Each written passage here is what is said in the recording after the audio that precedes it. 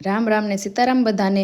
તો આજે અમારા ફળિયામાં એક સફેદ કબૂતર આવી ગયું છે અને હવે આપણે બેસી ગયા છે રોટલો કરવા માટે। આપણા ગુજરાતીમાં એવું કહેવાય છે કે જેને રોટલો અને લાપસી જેને આવડે તેને બધી રસોઈ આવડે।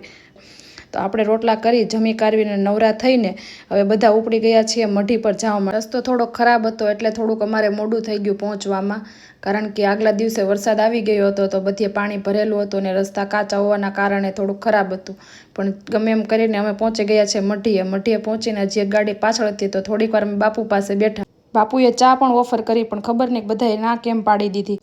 ત્યારબાદ અહીંયા બધે દર્શન કર્યા।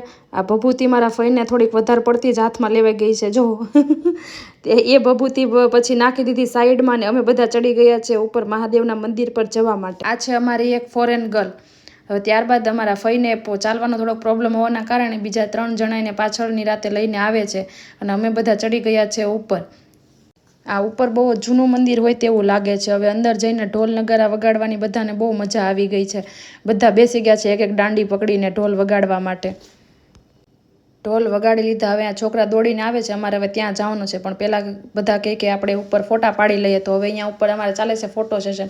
બધા મારા મમ્મીને તૈયાર કરે છે ફોટો પાડવા માટે। હવે ત્યાર પછી અમારા ઢીંગલી સાથે ફોટો પાડવા માટે આ બધા લાઈનમાં ઊભા રહી ગયા છે।